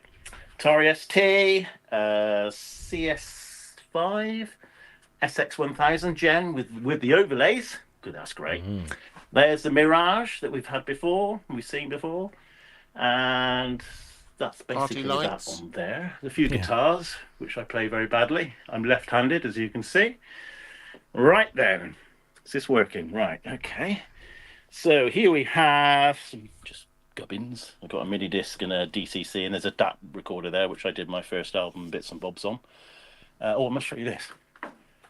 We got in the local press back in 1998. Look at that. Chippenham bass pop show gets hit to big time, but we didn't work. But anyway, carry on. MS-20, the Mini, which is great. That is the Behringer 2600, which I've had in a lovely Tolax case made. Some chap on eBay made that, and it's brilliant. I bought that in protest because I wanted the Korg one, and I had it in the basket, and then they rang me up to say, it's sold out. So I bought that instead. What we got here? V-Synth. That's one of those keyboards that I get out, and I think, I'll sell this. And then I play it, and I think, no, it's just brilliant. So we're keeping that. D20, I recorded my album This Land in 1994 on this one. Again, that's just a really good. I think it's the original workstation. You know, you can say the M1 was the original workstation, but this has got a disk drive, so it's got to be a workstation. Casio 230Z. Right, and then we're over here, SY35, and we have the Korg Odyssey, the mini one, which is great. And then the Behringer one, which again, solid bit of kit, which is great, and it's got the Clark Technic reverb on it as well. Another Behringer. Ty's not watching. This is the Monopoly, which I like because they've made it a sit-up open bag. It's not on at the moment, but that's good. And here's my favourite. This is my favourite synth. Yeah. That's becoming one of my favourites. The Matrix Brute. Yeah, we like that. Right, more workstations. Trinity. What we got here? DX7S, because you've got to have a DX7. It's the law. JD800 with the red glue problem, so I might have to go and see Fiona about that one. Korg Triton. Juno 6. I prefer the Juno 6 to the other Junos. Nice bit of kit. A Korg DD1 drum machine. I've got some of the little jobbies that go in here as well, the cartridges. Just a little Roland SBD6, just for a bit of rhythm. One of the original Mini Brutes, original as in the keys are broke. But, you know, it's okay. This is Dom's DX21, which I wanted something from Dom's, and I used to have a DX21, so it was fitting. So we had that. We've got the TD3 from Behringer, which is great. Great little machine. Right, where are we going now? Right, we have the OB12, the Viscount, which is a great synth. It's a great I just machine. bought that out because, you know, I can play it when I want. Then we have the Roland Jupiter X, which is just fantastic. Yes, it's Zencore, but it's brilliant. It's a solid bit of kit. More Behringer stuff here. We've got the Neutron, we've got the Model D, the MS-20 clone, the Pro 1 clone, the Wasp Deluxe, which is great. I love that. And the Roland System 1, another Poly 800, the EX800, a Nord 2X rack, which is great because it's got the whole of the Prophet 5 presets in it. Oh, look, an Emulator X. Oh, no, an Emulator 3, sorry. 3XP. And then we've got Zoom multi-effects and bits and bobs and the Yamaha ESI 32. I see an Akai ZA. D10 and a 03RW. Little sub mixer there. Couple of Akais. Deep Mine down there. Around here we have a Rolly Seaboard, which is great. Korg M3, MS-101, which is rare because they had to change the name. Minilog. My favourite all-time synth. I've had 3 of these, and I will be showing this at Synthesize because it is a fantastic. The Chroma Polaris. Lots of boutiques. Hydrosynth down the bottom. Another one of my favourites, which is JX10. I've got the controller for that. And that down the bottom with broken keys is a U20, which is I just use as a donor. And then we've got the drum brute over there. And then it's all piped in to the Euro desks. Now, these are joined together with the expander port, which gives me, you get A and B. So you've got 24 inputs on A and 24, so you get 48 inputs on each desk. So that's 96 inputs. And everything's piped through that. Nice. I think that's it. Blofeld. I think we're there. So I will now come back to the other machine. Yep, all good. Turn that off. There we go. And we'll bring Peter back in and let him put his headphones on. So did you hear the piano or didn't that work? Yes, no, we heard that. Worked very well. Cresshead wants to know what the red synth is to your right. Behind you. Yeah, that. Yeah, that's a CMA VX8, which I used to have here. Oh, it's a controller. The controller, yeah. But when I upgraded to the new Mac, it wouldn't talk to it anymore, so I had to buy the SL88 Grand that Ty told me to do. Gotcha. But I still use it because it works with all the MIDI stuff. So I have one question. Yeah. What's your electric bill like? Well, because it's in the office, it all goes through the company. So I've got that sussed. Nice. Yes. I will, yes. Brilliant. No, that was really cool. It's always great. We should do more of these little studio tours. Well, exactly. Yeah. When you found the pit we didn't even know we had a pit, so I thought, well, that's handy. I remember I used to live somewhere, and a friend across the road, his dad had that pit in his garage, and it was brilliant. We used to love going and then have the car drive. It was like, oh, it's brilliant. But we found when we moved here, we had a raised back garden, and we thought this is a bit weird. And somebody knocked on the door, and he said, just to let you know that I covered up a swimming pool in 1974, and I didn't do it very well. They basically put a bit of screed and the two people that had been here before us didn't know about it. So I got a bulldozer in and we knocked it up, and it was huge. It had a diving board, it had a deep end, a shallow end. So I thought, now what? I will show you this on a pub. And so being the iron that I am,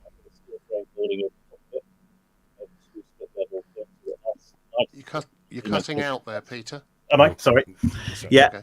We've got I've turned it into a sort of a media room now. So we've got a big screen down there, and we've terraced it off with all the shallow end to the deep end. See, it pays to be an architect and a surveyor, doesn't it? Really, you're perfectly. And you've got a wife that's got a brilliant imagination. What can we do with this? So, so it's great fun. So excellent. Of all the things I've seen in there, I the thing that I yearn most for, I think, is the Chroma Polaris. What's your history with that? They are brilliant machines. The history with that is Duxton and Pinker again in Bath. When I was at college, I always used to go lunchtime into Duxton and Pinker on the bridge there, and they had 2, and they had them for ages. They were selling them in 1984 for £1,700, and they were competing against the DX7. Of course, nobody wanted them, so Duxton and Pinker had them for ages, and they let them go for £200 a piece. You're joking. So I bought both of them, like you do. As one does. And it was great because I didn't have any money. I was a student then, but he was great in Ducks. I used to go in every week, give him 50 quid or whatever, and then once I got enough money and he had all the money, I'd go and pick him up. So it was great.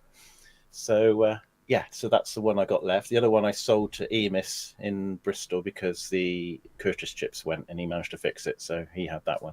But I love it. It's just a beautiful instrument. It's it's the ring, it's the ashes of the chroma. Yeah. Yeah.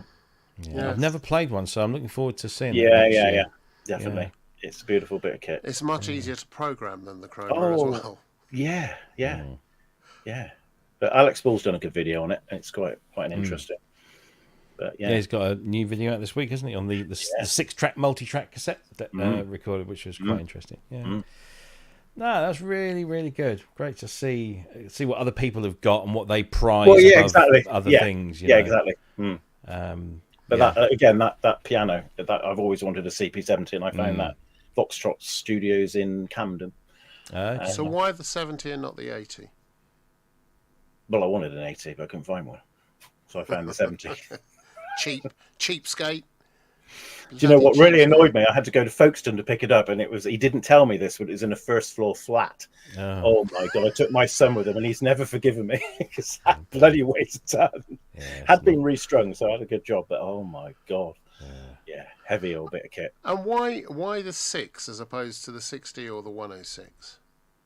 Juno, sorry. Yeah.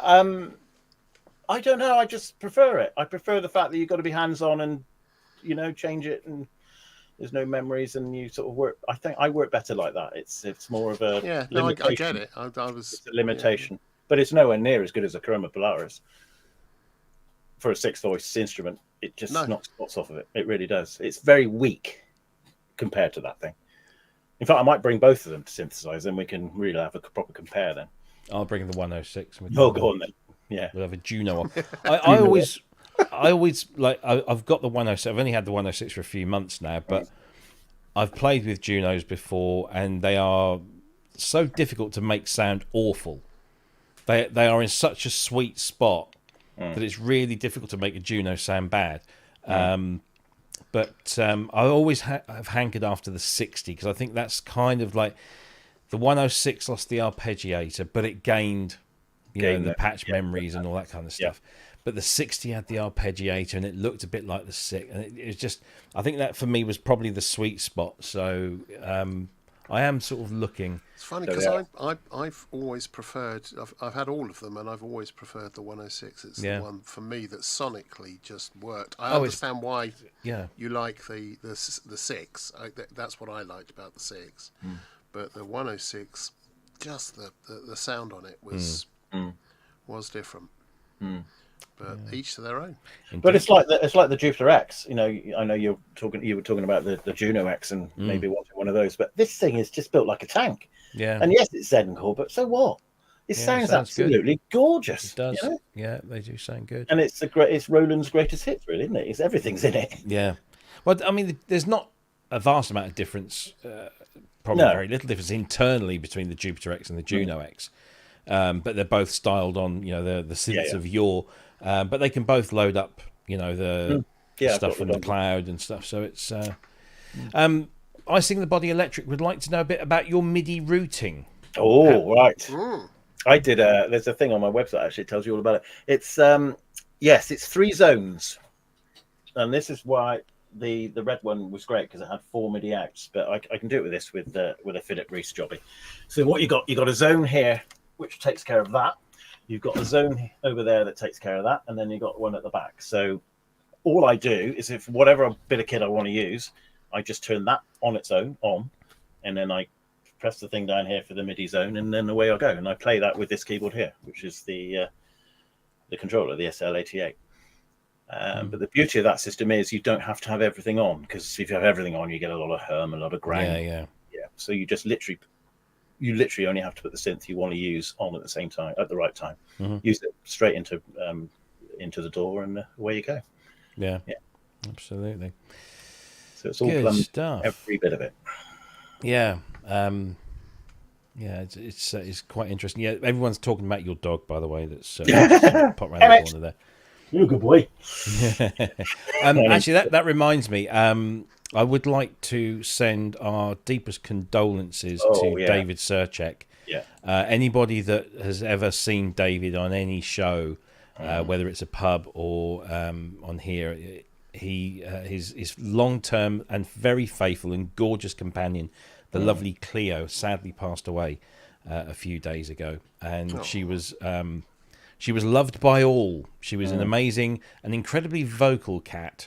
It was really sad to hear that. But I know that she had a very long life with a very loving family and a very loving owner. Or you don't own cats; they own you. But it was really sad to hear. So it of course comes sort of shortly after our lovely Babs lost her lovely kitty as well. So there we go.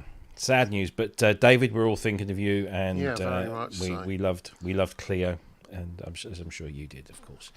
Yeah. So that's the studio tour. We did Bristronica tour. We did. I tell you what, we want to do the West thing, wasn't it? Was that the last one we had? Yeah, we got a couple of things to talk about. I mean, one of the things which might be worth following on from the tour around your studio. I noticed you had an awful lot of Behringer stuff in there, and I believe, do we have something from them? We do. Yeah, we do. Yeah. And this is an interesting one because it's a positive thing, but I can imagine there might be a few people that might be slightly upset at the fact that this thing now exists. So let me just add this into the studio. So this is the news that Behringer have launched a slightly updated version of their JT-4000, which was the Jupiter. Well, it was a single voice of a JP-8000, wasn't it? The VA from Roland. And let's bring this in. Here we go. Now they've done the JT-4000m because there was one of the biggest complaints about this wasn't anything other than the fact it was missing a MIDI connector. And so now they've added in a 3.5mm TRS MIDI connector along with the fly cable that you can then just connect up to a regular 5-pin MIDI. It's still 59 quid, which is no money at all for a little pocket synthesizer that sounds rather good. It's nothing. But if I'd have bought a JT-4000 and got it and thought, I wish they'd got MIDI on this, and then they brought this out and I've got to go and buy it all over again. So what was the USB on the original one then? That wasn't MIDI then, obviously. I can't remember. I think it was USB power. USB. It was just USB. So power and I think it connected to the computer by USB as well. Right. But you couldn't play it from another, right? Oh no, it says the USB port was the only way to control the synth externally. Yeah. So so you could. I mean, there are ways of converting USB to 5-pin, but it's look, they've done it, and the good thing I think to take away from all of this is that as a company they've listened and they've delivered, and it can't have been a huge thing to slightly tweak the design. Yeah. But it does make you wonder why they didn't just do that in the first place, because had they spoken, I mean, they always say they're listening, and they do speak to their and the Behringer sort of users around the world do tell them quite often what they want. It just seemed like an odd thing to sort of leave out. You remember the C15, the Nonlinear Labs C15, when that launched, had no MIDI. And I remember Stefan saying quite vociferously, "What do you need MIDI for? You don't need MIDI. This is a performance instrument. This is and eventually they reneged on that and did it all through USB and stuff. Yeah, they did, and they listened and they did it. And it's great when companies do that. So, well done, Behringer, for bringing that into existence. And I was looking at this and I thought, it's okay, but they've put MIDI on it. It's 59 quid. For 200 quid, you can get this and the Craven, which has got the sequencer. I know people say it's the nicking things for grandmothers and God knows what else, but it's a consumer-led market. For 200 quid, you have got a complete small ecosystem, synth ecosystem. The more people doing this, the better. Yeah, definitely. Absolutely. So there you go. A little bit of Behringer news for you there. I'm sure we'll be hearing more from them fairly soon. The other thing that I wanted to draw people's attention to, because it's always good fun when this comes around periodically as well, and this is Peter Forrest and his brilliant VMIA auction, which is going to kick off on November the 2nd. So if anybody's not familiar with the VMIA auction system, over the preceding weeks to the auction, Peter is very busy adding loads and loads of stuff to the list. I think the last time I looked, there was something like 25, 26 pages of stuff. It's not the most easy site to navigate. It's a little bit, especially if you've not got great eyesight. But this is really a very, very good, very reputable and decent place to buy gear from, and you could end up getting some decent bargains. Peter always puts some sort of fairly special items on the front page. So, for example, I think this is the star of the show at the moment, the Roland complete Roland System 700, for a mere starting price, shall I say, of £99,950. But I mean, yeah, that's just bonkers. But next to that, an incredibly reasonably priced, and I've been looking at this, Roland Juno 60 for 770. Yeah. Whether it stays at that, I don't know. There, will it? Hartman Neuron for $3,000. There's the Steiner Parker Synth system for $59,950. The Ondamo? There's the Ondamo, which is this kind of reworking of the Ondes Martineau, which Mr. Ian Body's a dab hand at one of those. There's the Mark III Synthex, which had the factory MIDI fitted to it, $4,950. There's a Synclavia for $74.50. There's a DX1 in there at a bonkers price of about $70,000, which is meant I could go through this list. But I'm not gonna, because it's a long list. But I thoroughly recommend it. Spheremusic.com. I don't know if the guys... Yes, thank you, Ben. Spheremusic.com. And all you got to do, just if you want to bid, you do need to sign up for an account. And Discipline Commotion, there is a link in the chat. If you just go back up again, maybe Ben will post it again for you. But there is a link in the chat. Sign up. And this is the 59th auction. And it starts on November the 2nd. So the way it works is that I think you can start bidding now, but the actual auction opens on the 2nd. You then have a whole week to bid on stuff, and then on the Saturday the 9th they start closing the lots in sequential order. So lot 1 will close first, followed by 2, followed by 3, and so on until they get to the very end.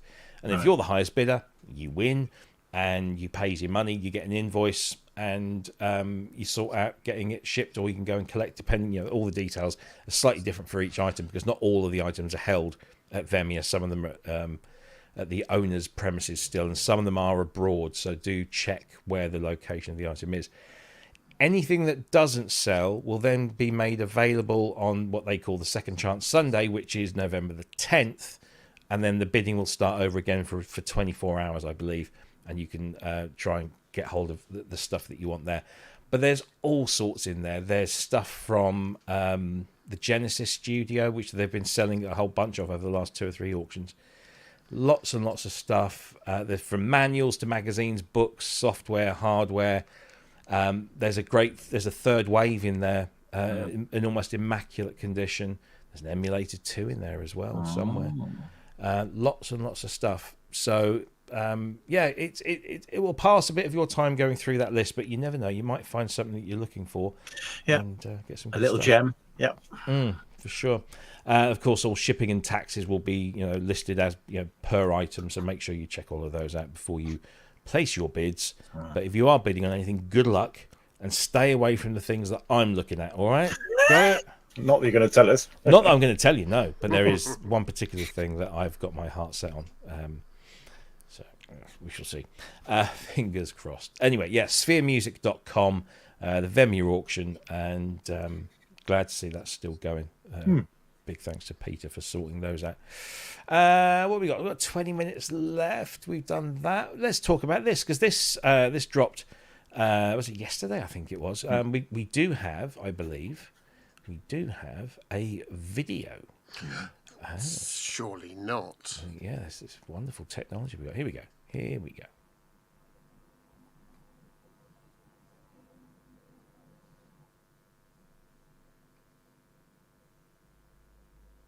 Well, I said we had a video. I'm glad it wasn't just me. No, not just you, Andrew. It's weird. Why is that? Okay, well, scrap the video. We'll talk about it. We'll talk about it. There you go. This is iconic from East West Sounds. Now, we wouldn't normally cover this thing, but the reason that I think we're going to look at this is because this has been created in conjunction with our very dear friend, and I think he's been on the show 2 or 3 times, the wonderful Anthony Marinelli. Has contributed pretty much all the sounds that you hear in this library, and that the whole point of the iconic library is that it is iconic sounds recreated by a man who was pretty much responsible for a lot of these iconic sounds. Let's play the video on here rather than the other one that for some reason is just all black. Here we go. Bleak. Oh, no, it's going to open it up in another window, isn't it? Here we go. We'll do this one. Here we go. Right, so let's go back to the beginning. There we go.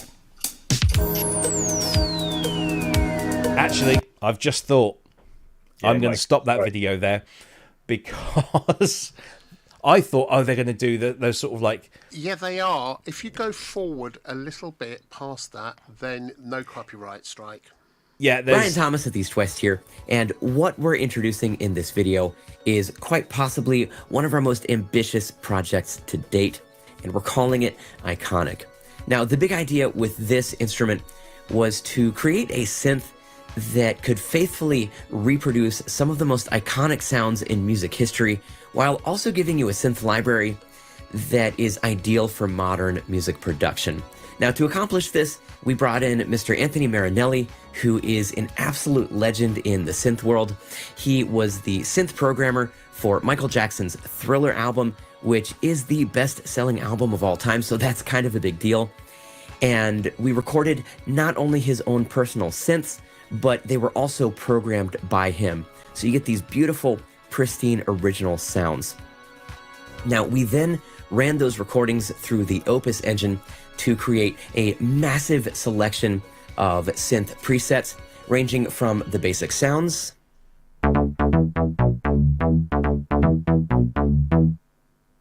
then you have these massive iconic sounds like the one we're about to hear.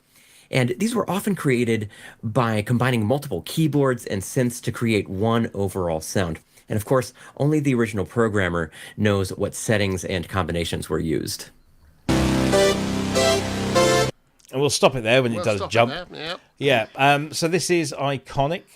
It is by East West. And let me just get rid of that. There we go. So it's this massive sample library, but full of classic sounds programmed on the gear that was used to make them by the man that made a lot of those sounds anyway on his own. It's been put through a really lovely analog desk and then printed to tape as well. So it's a really good. And that Opus interface is very, very good. Yeah, I've never used it. I've got the Stephen Wilson stuff on the Opus. Oh, Ghostwriter. Ghostwriter, yeah. It's very, very good. Yeah, so there's Anthony and there's Dante on the left there, and this is his studio. So yeah, he's done some great work with that. I mean, you just look at his resume, his CV is pretty damn impressive. So you got ARP 2600 Synclaviers on there. Jupiter 8, Prophet 5, Yamaha CS80, of course, the Mini Moog Model D, OBX, Fender Rhodes, and then loads of presets for all sorts of styles and genres. Cover band dream, isn't it? Yeah, pretty much. So how much does this cost? Well, I thought it was going to be a bit more than this, but it's $299, which is maybe not the most the cheapest library out there, but certainly it's not one of the most expensive. And you can, if you're a subscriber to the East West Composer Club, then it's already in there. You're paying a monthly fee, and you'll get it a bit like the way that UVI one works. Do you know what the monthly fee is? Let's have a look. See. It says you're probably going to have to dig right. There we go, $19.99 a month or $199. So it's around the same price as the UVI Sonic Pass or the Roland Cloud even. But there's a ton of stuff because East West have been around for absolutely donkey's years, haven't they? Yeah. There's an absolute ton of stuff in there, and some really good stuff. But yeah, I don't know. Are sample libraries like this? Are they a bit kind of like passé now? They're a little bit. Have we moved on now that we don't necessarily need sample libraries to do our virtual analog, or to do our analog recreations? We can Look get at them in Peter's plugins. setup. Look at yours and look at mine. I mean, I haven't got all my stuff here, but I've moved back to hardware. So sample libraries of iconic synths are not something that specifically I don't think interests me. No. But for a covers band with a laptop and a controller keyboard, you've got it made, haven't you? Yeah, but that's where you use something like the Astrolab. If you're doing a covers band, well, I suppose you'd use plugins for that, because these are going to have one heck of a footprint on your hard drive, aren't they? So you're going to need to travel with an SSD, and that's just 145 gigs. But certainly, from a production, studio point of view, it's a great library to have, because you can just go to stuff straight away. But I don't know, it's just, it seems like recreating classic, vintage analog stuff. There are as we're brothers from a different mother, I swear. I was just about to say there are so many VST plugins that are either free or very low cost that can do these sounds. Right, so you're not getting them programmed by somebody like Anthony Marinelli, but there's plenty of stuff. And or Mainstage, that's another one. Yeah, it's an interesting one. It's not for me, put it that way. No, I mean, if you look at companies like Time and Space have gone out of business some while ago. That's kind of these are kind of last men standing things. There's the sample libraries that personally interest me now are the ones where people are doing things with strings, or they're doing things with pianos, whatever, but they're doing them in a different way. They're recording them more organically, so they're recording them as performances, which you can then use and adapt and do things with your key switching. Those really interest me. Sample libraries of synths, as you say, the VSTs are there. There's so many good recreations of this stuff, and they've probably got most of these sounds as well. I'm not quite sure if this isn't a bit late in the game, and I'm not quite sure what hole it's. I think you're probably right. Yeah. 20 years ago, this would have been perfect. Been all over it. Yeah. And 20 years ago, this sort of stuff was very common. Thing is, I love Anthony. Absolutely. It would be. This is not a slight on him at all. No. The one thing I will say is, once you get over the iconic sounds that are made for it, it's called iconic, there's a whole library of stuff which is completely reimagined, new stuff, completely new sounds. There's some great sounds in there, so he has done some great programming. So it's kind of I'm not sure exactly who it's appealing to, but it's not a bad library. And the other thing is, when we talk about these additions to the various subscription libraries that we have, look below, Robbie. So those people that have subscribed to the East West, I forget what it was called again now, producer something or other. This is a great tool to add to that collection. Same with UVI, when they add something new there, you think, well, we've got half a dozen of those over there. But if you're invested in that little universe, you can dive in. It's a great addition. It's a great addition for those people, and then there will be some people who will pick up, a little bit later on. Talking of useless additions. Oh, what the flipping! Nice, thank you. A 2600 and a what are you doing? 3200. That's why you're poorly. You've been carrying that stuff around. So that's a 26 and a 32. So that's a 5800 behind you. Yeah, I suppose you could see, and it cost about that as well. Yeah, probably. Yeah, I bet. Yeah. So yeah. Why aren't you lying down and resting? Well, you can thank Fiona for this. She went, "You do realise that since you started doing PSN, you've never missed a single week ever, even when you were dying of COVID." I went, "Yeah." She goes, "We'll go in for the last 5 minutes then." Oh, She just wanted to get you out. and then hands me my Pro Synth Network T-shirt. And goes, What does she want to here you watch? go. Freshly ironed. Oh, trust me, I could resist. It's just that she wouldn't let me. Good for her. How are you feeling? Oh, I feel shit. You look like death warmed up. What is it, a Quite sure. virus? I don't know what the hell it is yet. I'll find out soon enough. Probably by tomorrow morning, we'll know I'm what's surprised going you on. catch anything because you never go out, but No. You know, people come here and cough on me. that's true. Yeah. So, and I'm probably suffering from vibration damage from playing that 8 voice today. Oh, how did that go? It was rattling windows, mate. Nice. Really? It's nothing like it. Out of speakers, though, were you? Oh, my poor little speaker, it was moving across the floor by itself. You know, it's and it doesn't need a great deal done to it, fortunately, thank God. There's nothing wrong with the programmer, but the calibration is all over the place. So, I'm supposed to be finishing it tomorrow. I don't know about that yet. I'm not quite sure I'm going to be able to find the floor when I get out of bed tomorrow. Do you know what I mean? So how's the show been going? All right. Yeah, it's slow news week, but we've had a lovely tour of Peter's studio. Yeah, I saw that. It was cool. Yeah. Very nice. How long did it take you to wire that lot up? Let me do it this way. I'm not doing it again in a hurry. Yeah, A because I few mean, months. I haven't got much in here, but the wiring in here was like, oh The my. wiring behind these two desks is unbelievable. Yes. Yeah, there's a big sort of like Yeah. box under here that's like, no. So, yes. No, very interesting. I didn't actually realise you had that much gear. No. It's a lot of gear, isn't it? It's a lot of gear. Yeah. I mean, admittedly, some of the keyboards you'd sort of have to Yeah, I know. do It's that not with all some of them. instantly playable, yeah.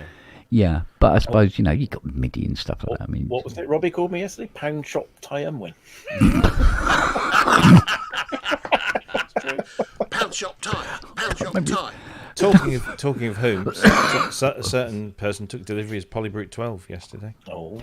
He was telling me all about it today. cheer me up. Yeah, well. Let's just say it gets a tick. Yeah. It's a tick. Oh, You're on commission okay. for that as well. I should be.